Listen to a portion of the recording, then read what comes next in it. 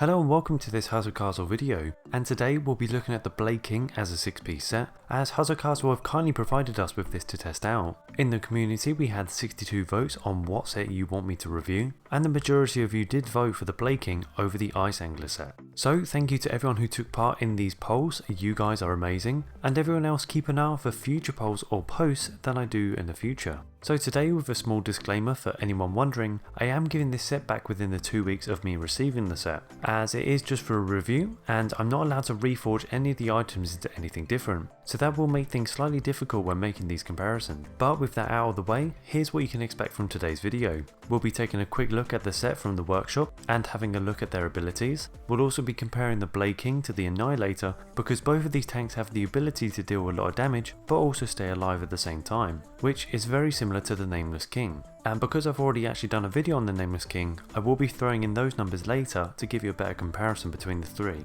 And we'll also do some small comparisons between the two tanks versus the 6-piece Shadow Fighter, to see if either or both of them can actually survive a 1v1 and who can actually deal more damage at the same time. We'll also be getting an average from all of the fights comparing against the Blade King and the Annihilator, and adding around 10 arena battles to the mix to give you a more accurate number of who's actually better.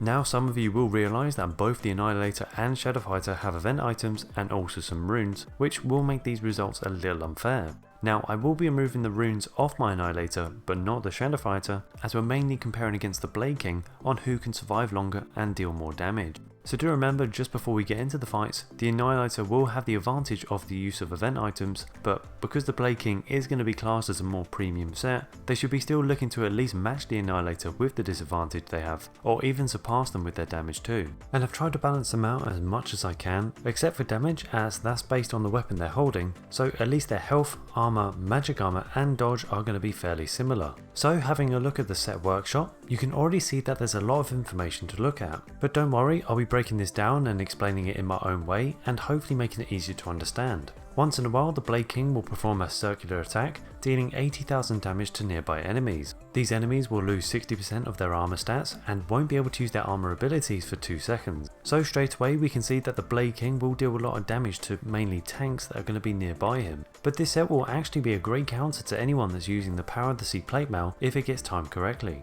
as they won't be able to regain their health if the armor's ability will be disabled during that time. Also, anyone hit by the circular attack will also take another 100,000 pure damage over 5 seconds, again making it great against tank. The unit does deal an additional 25,000 damage to people who have their armor stripped, but because it's only over 2 seconds, I can't see this really doing too much to impact the fight. This next part is similar to the Spoils of War daggers, where the Blade King will throw 5 daggers at random enemies. It is good to see after each dagger hit, the next dagger will deal 10% more damage, but it's a shame to see the daggers thrown are only 85% to begin with. To make this more worrying for enemies, it would have been better for it to start at about 125% or changing the 10% bonus to 25%. That would have made this tank more useful versus archers, since they would have been hit last. Skipping over the next bit as it's not that important, but the next part can have a big impact on your fighter as long as you add legendary or even ancient damage gems to their slots. And that's because every 14 seconds it will hit a single target for 600% of the unit's damage. Now I've seen that if they stay alive long enough, this can have a big impact, but again, with more gems it equals more damage. Plus, as an additional bonus, the Blade King is granted a shield that equals the amount of damage done for 3 seconds, again showing that the more damage you can add onto them, the more effective this set will be. And as a little bonus, if the enemy hit by a crushing blow has less than 20% health, they will be instantly killed and cooling down the crushing blow ability by 6 seconds, almost like a knock-on effect you could say. With everything here in short, you can expect this tank to deal a lot of damage to a few enemies at a time, but also have the chance to insta-kill people with enough damage behind them of course. The only issue, just like the Annihilator and Nameless King, the Blade King doesn't actually come with any abilities to help keep them alive, except for a shield that comes around every 14 seconds or so. So these factors will play a part in your decision whether you go for this set or not, but you should wait till the very end where I add up all of the totals and find an exact number on which fighter is better. So let's start these comparisons off with a simple 1v1 versus the Shadow Fighter using each fighter, and I'll do a total of 3 fights per fighter to give us a better average, but I'll only show you the one where both of them did the best to save us on time and just say the numbers later.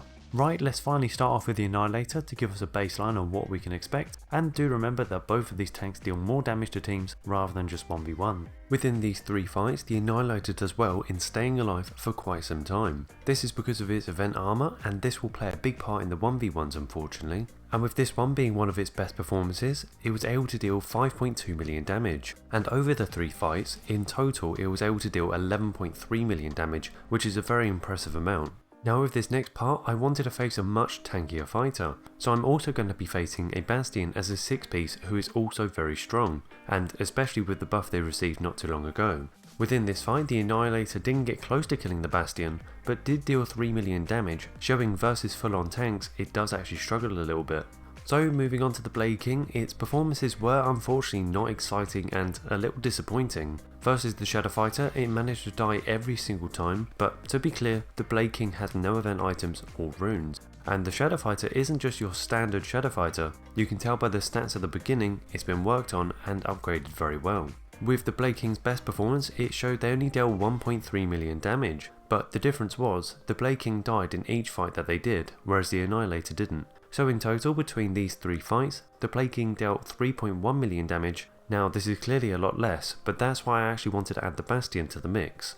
So showing the fight between the Blade King and the Bastion, we can see that the health of the Bastion is dropping a lot more than the Annihilator could, and afterwards the Blade King was able to deal 5.8 million damage, which means it was able to deal an additional 95% more damage over the Annihilator. This was so much extra damage, you would need 2 Annihilators just to beat the Blade King in the Bastion fight for damage. It goes to show not only if the Blade King stays alive, but if they are against strong tanks, they can deal huge amounts of damage. Let's now move on to a simple 1v1 against the Annihilator and Blade King at the same time, and again I'll be doing 3 fights but showing the best one to save time. Now the fight I'm showing you was the longest by far out of the 3 of them, but even then in every fight I did, the Blade King always took the victory, and in this fight the Blade King done 6.4 million damage and the Annihilator had done 4.1 million damage. And over all these 3 fights the Blade King had a total of 13.5 million, with the Annihilator dealing 8.5 million. This means within these 1v1s the Blade King had dealt 58% more damage on average, and this is against the Annihilator who deals in pure damage.